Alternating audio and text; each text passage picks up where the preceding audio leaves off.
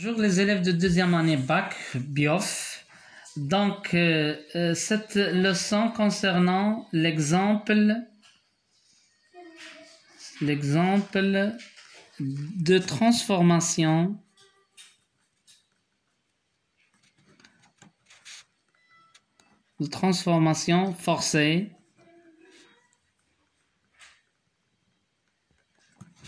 ou bien on appelle l'électrolyse.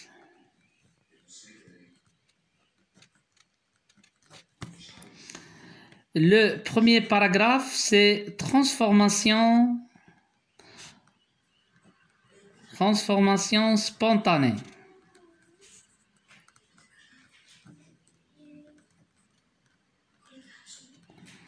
Donc, on considère la réaction chimique Cu solide, l'état physique solide, Br2 c'est gaz, Cu2 plus 2 Br moins, aqueux, Cu2 plus et Br moins aussi aqueux.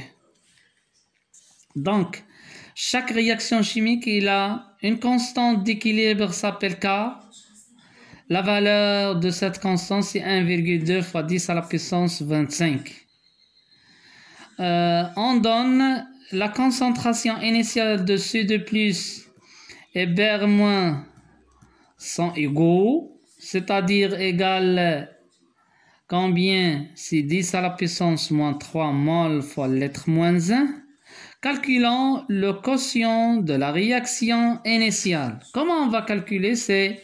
Vous connaissez ça, c'est tout simplement les produits, les concentrations des produits à la puissance les coefficients stöchiométriques. Cette coefficient c'est 1, c'est pas la peine, on va toujours noter initial. Br moins initial sur les concentrations des réactifs, c'est-à-dire Cu et Br2. Selon l'état initial, vous connaissez ça, c'est la concentration Cu c'est 1 et Br2 pour les gaz c'est 1, c'est-à-dire on obtient que Q de R égale à celle-là. Si on fait le calcul, l'application numérique, on obtient Q de R égale à 10 à la puissance moins 3 fois 10 à la puissance moins 3 au carré, on obtient que égale à 10 à la puissance moins 9, ça c'est la quotient de la réaction initiale. Donc si on fait la comparaison avec la constante d'équilibre, ce qui est déjà donné, il est constante pour chaque réaction chimique, on obtient que Q de RI, il est inférieur à K.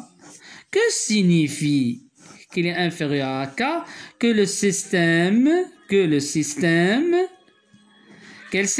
système chimique, le système évolue spontanément dans le sens 1 ou bien le sens direct.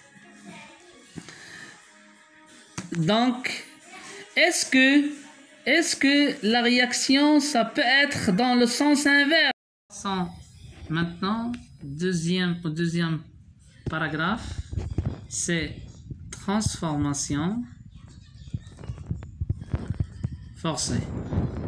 C'est quoi d'abord une transformation forcée? C'est tout simplement, c'est une transformation se fait dans le sens opposé de la réaction chimique ou bien de l'évolution spontanée. C'est-à-dire là que, est-ce que à partir de Cu2 plus de Br moins, est-ce qu'on peut obtenir Cu solide plus Br2, c'est-à-dire Br2 gaz? Qu'est-ce qu'il faut faire d'abord pour obtenir cette réaction? Est-ce que cette réaction est valable? Pour ces points d'interrogation. C'est à voir que ça, est-ce que la réaction est possible ou non? Il faut faire une petite expérience. On va faire ensemble une petite expérience. Une petite expérience. Qu'est-ce qu'elle contient? Donc, on prendre un tube de forme U, c'est comme ça. Qu'est-ce qu'il contient? Il contient Cu2 plus 2Br moins. Donc, il faut ajouter quoi? Un générateur. Quel est le rôle de générateur? C'est-à-dire de libérer les électrons. Donc, on utilise aussi des électrodes de graphite pour brancher l'électrode de graphite. L'électrode de graphite n'intervient pas dans la réaction chimique, tout simplement. C'est-à-dire, c'est comme on peut utiliser d'autres électrodes, c'est platine. C'est-à-dire, il n'intervient pas dans la réaction chimique. Dans l'autre côté aussi, on va faire l'électrode graphite. Donc, à la fin de l'expérience, qu'est-ce qu'on va obtenir? On va obtenir, c'est-à-dire une formation d'une précipette, une précipette de rouge briquet, c'est-à-dire l'existence de cuivre, c'est-à-dire dans cette partie existence le cuivre, et dans cette partie on va voir, ou bien on va voir un dégagement. On va voir un dégagement des gaz, s'appelle BR2. Or, c'est-à-dire là, on va expliquer cette expérience. On va expliquer tout simplement que C2+, elle fait une petite migration vers le pôle négatif, et BR- fait une petite migration vers le pôle positif. C2+, de signe positif, il va vers le pôle négatif et on obtient la réaction, demi-réaction, C2+, plus 2 électrons, elle va donner Cu. D'après vous, c'est une réaction de réduction. Réduction, c'est-à-dire une espèce chimique qui va capter des électrons. Ici, on va obtenir que 2Br-, elle va libérer des électrons pour obtenir Br2 plus 2 électrons aussi. C'est une réaction d'oxydation, c'est-à-dire là, qu'on a une perte des électrons. Donc, dans cette partie, qu'est-ce qu'on a? Réduction liée avec quel pôle? Réduction toujours liée avec le pôle négatif. Réduction toujours, on appelle ce pôle-là, ce électrode-là, c'est le cathode. Et l'autre, pour que le message doit être très clair, je répète d'une autre manière. Dans l'électrode qui est lié avec le pôle négatif, on a la réduction. La réduction se fait dans quelle électrode s'appelle toujours la cathode.